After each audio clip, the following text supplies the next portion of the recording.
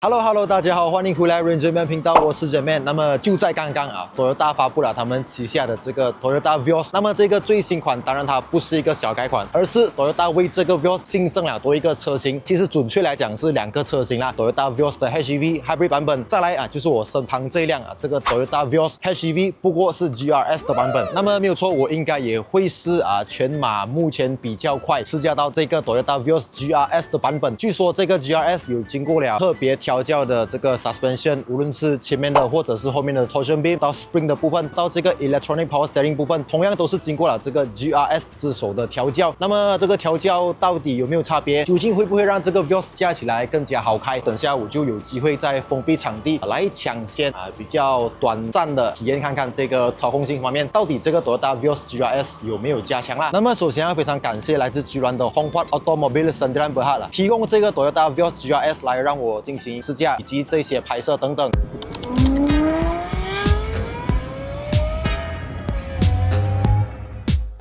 1分钟告诉你库仑到底是不是色素水，到底有没有需要？市场上常见的库仑分为4种，第一种就是色素水，颜色加水对我来讲就是一个智商税，它没有任何的功能性，没有任何的这个冷却效果。第二种就是乙二醇加水，会有库仑的手感，有点油油黏黏这样子，不过同样它是没有任何的这个冷却功能的。第三种就是乙二醇加水加 IAT 无机防锈剂，对于一些旧车来讲可能还 OK， 不过因为现在的车更多都会用上铝制的 radiator 以及铝制的引擎部件等等，而 IAT无机防锈剂就无法稳定的长期的为铝制材料提供冷却的同时，也无法提供足够的防锈作用。无论你是加上了自来水、过滤水、蒸馏水等等都好，它们或多或少都会有一些杂质，用久了都会有一些沉淀物，都是会损害到你的 radiator。而第4种就是 ready to use 的 coolant， 就是已经帮你调好了的，直接导气 radiator， 直接就可以用了的。那么 Huber 的这个自用型 coolant就是采用有机的防锈剂，适合现代的车款，大大的延长你的水箱、水管、水泵等等的使用寿命。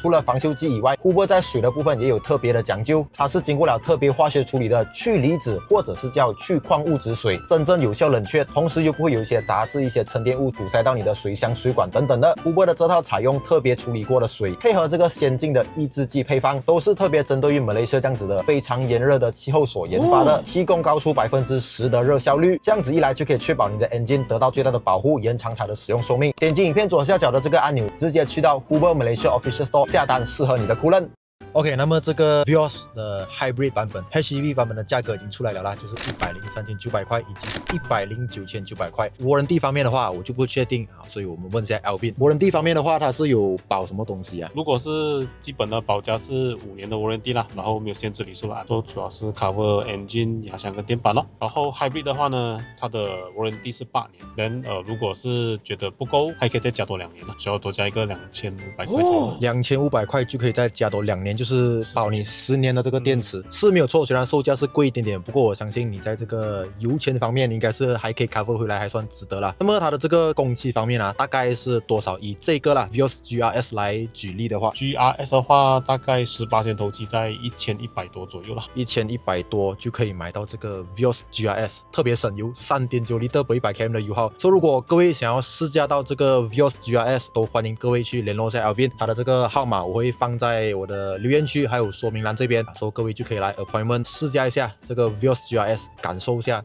这个 GR 调教过的车是怎么样的。那么这个价格方面，等下我们结尾再来跟大家聊一下我的一些个人看法啦。那么这辆就是这个 Toyota Vios 的 HEV 版本，从这个 body kit 大家应该也都可以看得出，它就不是 GRS。那么从一些小细节方面，你就可以看得出它是一台 HEV， 其中就包括到这些 chrome 的部分，在 Vios 的汽油版本的身上是采用一个亮黑的材质，不是 GRS 的版本，它就是一个深灰色的 chrome， 一个 dark chrome， 甚至包括到整体的这个 vortex generator。到它的这个 front lid 的部分，亮黑的材质都变成了深灰色。同样车侧也是一样车门边的 chrome 边也是变成了这个 dark chrome， 包括到这个 rim， 其实从 rim 我觉得是一个最容易分辨它是 HEV 或者是纯汽油版本的 Vios。这个轮胎尺寸的话，就是跟 Vios 的 E-Spec 是一个16寸。再来这个设计样式大家也可以看到，因为是一台 HEV 车型，所以它会比较多这种 cover 来减少掉这个可能空气的阻力。车尾的话，其实也是蛮容易看得出差别的，就是这个 spoiler 这一次就是直接跟着你的车身色。设计样式的话是没有不一样啊，等下 GRS 大家就会看到设计样式就完全跟汽油版的不一样。车后面有 HEV 的名牌，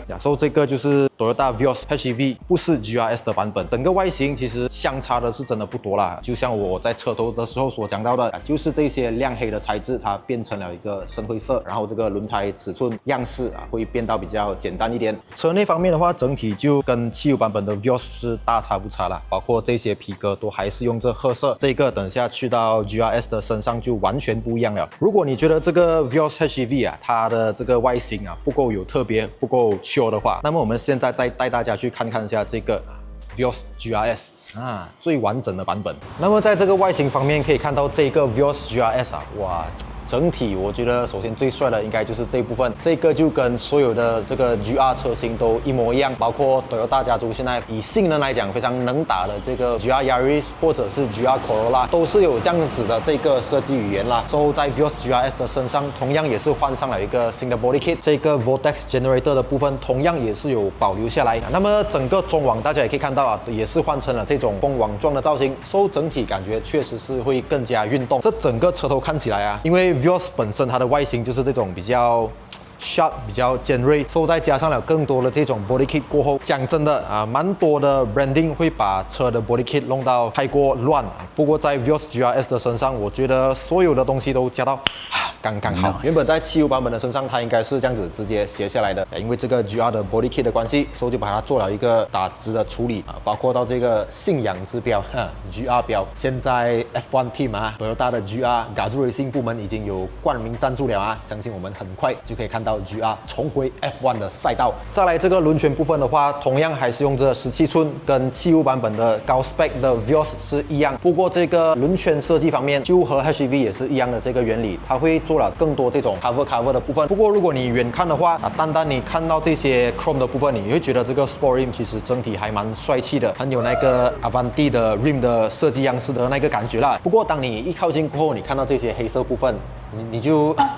有点老掉的感觉啦。轮胎部分的话是采用一个 Continental 的 Premium Contact， 这个轮胎它当然不是一个特别省油的轮胎，所以如果你对于这个 Vios GRS 油耗不够满意的话，我相信你后期再去换一个更省油的轮胎，当然它可以提供更漂亮的油耗，不过或多或少会少了一点这个 Vios GRS 它的驾驶的乐趣。在 Mirror 部分的话，原装来到 Vios GRS 已经是黑色了。至于车顶部分的话，其实我是有看到啦，它是一个 optional 选择，你要一个黑顶，如果是Duotone的话就需要加少钱，你现在可以直接在Toyota官方让他们帮你做好。再来这个车门边的这个装饰件我就有发现到奇怪 GRS 反而它是这种 matte 的黑色，它就没有用上那个 dark chrome。我觉得如果它用上和 HEV 版本一样的 dark chrome， 应该也会还蛮不错的嘛。车侧还有就是这个 side skirt， 同样也是 GRS 专属的 body kit 的部分，后轮一样也是采用 disc brake。来到车尾同样也是蛮具侵略性的一个车尾。首先这个 spoiler 可以看到，除了它是黑色以外，同样它跟汽油版本的 Vios、HEV 版本的 Vios 都是完全不同的设计样式。它这边是多了这两个小尖尖你从正面看去的话，它就像是一个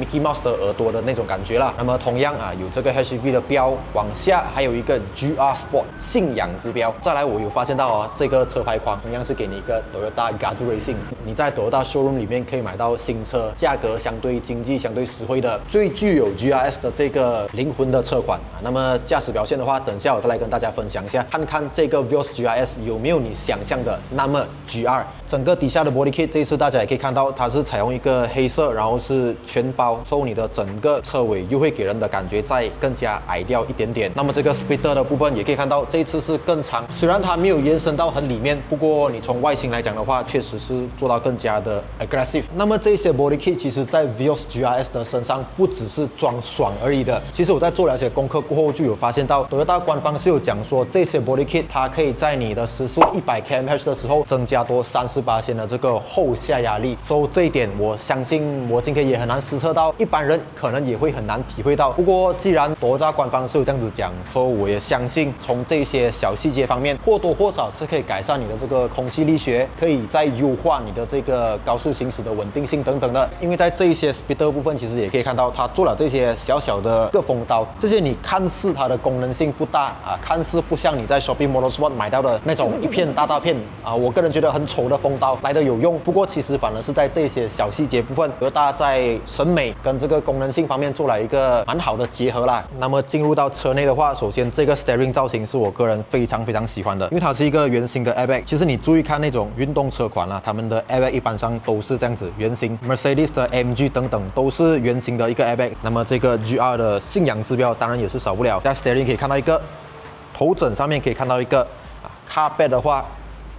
同样也是这个 Vios GRS 专属的一个 carpet。坐进车内的话，首先这些褐色的皮革都完全变成黑色，不过还蛮可惜的，就是这个车风线的部分 GRS 就没有用上一个红色风线，所以我觉得运动氛围就欠缺了少少。再来，我相信大家也注意到了，就是这个氛围灯都是用上了这种一整条的灯带就不是之前大家吐槽的这边的氛围灯了啦这个是红色的灯这样子就很衬这整个驾驶氛围了嘛。脚底还是有这个灯，还是有维持着。我相信这个运动氛围来讲的话 ，GRS 它真的是会比起一般版本的 Vios 汽油版本的 Vios 来的更加好。那么同样这个荧幕尺寸这一次也被加大到10.1寸，然后也没有大家不喜欢Toyota 祖传的那个点吸机，这一次是真的是 tablet 了。然后 Android Auto、Apple CarPlay 等等的话都有完整的搭载上。再来 Vios GRS 的这个座椅，除了有这个 emblem 以外，同样它在这个你的背后摩擦到的部分、屁股摩擦到的部分都是采用这个 suede， 就是大家俗称的类似 Alcantara 的那种材质啦。后座表现方面的话，就麻麻的咯，跟之前的 Vios 是一模一样没有任何的改变。汽油版本的 Vios 我没有记错，应该是一个浅色的顶。那么这个黑顶的 Vios GRS 从画面大家应该也可以看到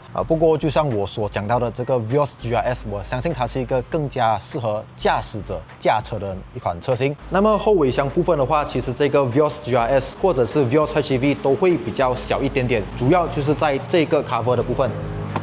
那么这边被吃掉的位置，其实就是要放你的这个12V 的小电箱。那么这个 Vios GRS 的话，现在是被塞到了满满的这个部件。原本这个小电箱应该是放在这个位置的啦，现在就被蛮多这个电机的部分吃掉了，所以这点就比较可惜。后备箱稍微变小了一点点。不过有一点，我觉得还蛮值得单独拿出来讲的，就是这个 Vios 即使是 Hybrid 的版本，同样还是搭载了这个 Spare Tire， 而且重点是这个 Spare Tire 是 Full Size跟你现在用这的4条轮胎是完全一样。以一个 hybrid 车款来讲的话，以一个 HEV 车款来讲的话，真的是还蛮罕见的。因为一般上的 hybrid 车型都会把这个所谓的小电池放在后备箱的下方嘛。那么这一次的 Toyota Vios Hybrid 它就蛮聪明，把这个电池放在了这个座椅的下方，所以现在就可以确保，不管它是不是 hybrid 车款这个 Vios GRS 都可以放下一个 full spec 的 spare tire， 包括到轮胎，包括到 rim 都是和你车外面用着的是完全一模一样的。OK， 现在来到这个Vios GRS 的试驾环节不过比较遗憾，我们这一次只可以在这种室内的这个场地来进行一个简短的试驾。不过其实也可以试到蛮多东西的，空旷的道路试下加速。从画面我不懂大家可不可以看得出这个扭力比较大，推背感现在确实是有的。过一个弯。如果你的速度稍微快一点的话，你确实可以感受到这个 Vios GRS 真的是有比较硬。不过你要问我个人喜不喜欢其实我是喜欢的，这个就蛮个人的偏好啦。如果你是喜欢开车的人，肯定你希望你的车会硬一点，同时也会稳一点，驾起来我觉得也 solid 蛮多。再来这个 steering 的 feedback 同样也是有讲说经过 GRS 的特调嘛那么现在确实是会比较重手，可能很多人听到就很怕，觉得哎呦等下我 parking 会不方便，城市驾不方便。这点其实我觉得也不会它不是真的那种很重的那种感觉啦，它都还是一个 electronic power steering， 它不是以前走油的，所以这个手感现在就更加的稳定，也更加的扎实啦。我觉得这个 brake 我觉得也 OK 嘞，虽然是没有讲这个 brake 有 GRS 特调啦，不过我觉得可能是因为它的电动摩托的关系会帮你再多一个 engine braking 的关系讲回这个 handling， 我们来试下一个还 OK 啦，我觉得它虽然讲还是 electronic power steering， 多少会有那个我们讲的电子味啦，不过我觉得会比起普通版本汽油版本的 Vios 来讲，确实是会来得更好开所以就像我影片开头所讲到的一样Honghua Automobile 他们也有为这个 Vios GRS 提供一个试驾车，所以如果各位想要试驾这个 Vios GRS， 看我刚刚所讲的那些是不是吹水的话，各位可以亲自来到 Honghua Automobile 这边联络他们的 salesman 来试驾一下。那么现在我们再来试多一个加速上坡可能会有点慢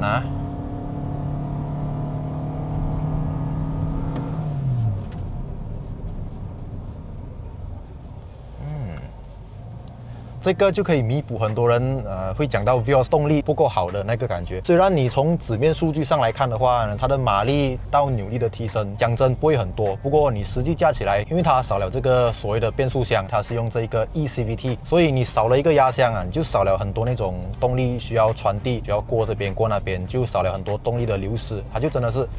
一脚马上有这个动力来，很有电动车的感觉了。那是在一个 recharge 的状态。其实这个 recharge 的噪音，因为这个 Vios GRS 它用的是第4代的这个 Toyota Hybrid System， 整体的这个 NVS 我觉得其实做到也真的很不错。现在的 Hybrid 车啊，真的是做到越来越接近电动车的水平了啦。无论你是从 NVS， 甚至你从这个驾驶体验来讲，真的都还蛮不错的。那么再带大家大致的看完了这个 Toyota Vios GRS， 又或者是 Toyota Vios HEV 的话，不知道各位觉得怎么样啊？那么首先这个价格方面，103,900块到109,900块，你要问我值得吗？我觉得确实是现在的 market 来讲会比较贵，因为大家都知道这个100多千的价格，其实碰到了蛮多这个市场上的，无论是同级车款也好，甚至是现在目前市场主流的小型 SUV 也好，蛮多车款，尤其是中国车型都是接近这个价位。那么先来讲这个 Vios GRS 的话，刚刚这些试驾体验来讲，其实讲真是有 surprise 到我，不过也有可能是因为我抱的这个期望太过低了。本来认为这个 Vios GRS 它就是一个只是换一些 body kit 装饰件而已。不过在我实际驾驶了过后，确实是这个 Vios GRS 它开起来更好开，它比较没有那种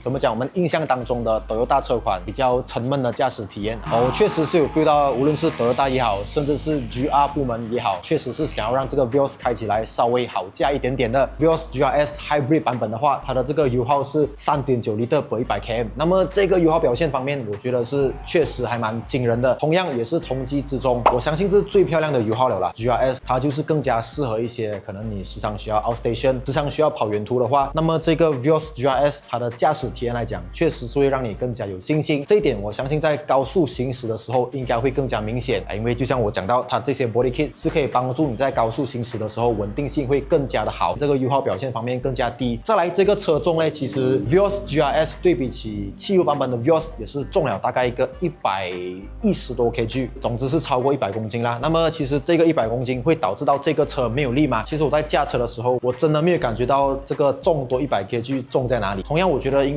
为这个 Instant Torque 的关系，即使这个 GRS 重了多100 kg， 不过它的这个加速性，我觉得确实是会比起汽油版本的 Vios 来的更加好好不懂多少个层次了。所以如果各位你是在考虑这日本车你还是不信任中系品牌的话，那么这个 Vios GRS 我觉得大家绝对是可以来试驾看看先的，看看一下你 feel 得出这个差异在哪里嘛。因为讲真的，试驾体验这个东西，一般人很难会 feel 得出一台车好不好驾，多花的这个几千整万块到底是值不值得的。所以都看到这里了，免费的订阅跟赞记得帮我把它按下去，按下去过后你才不会错过这种最新车的最新消息，第一手的消息啦。那么大家顺便可以 comment 一下，你觉得这个109,900块买 Vios GRS 到底值不值得？又或者是讲你觉得这个价位值得买什么车型会更加好？感谢各位，感谢收看，我是哲妹，我们下期影片再见啦，拜。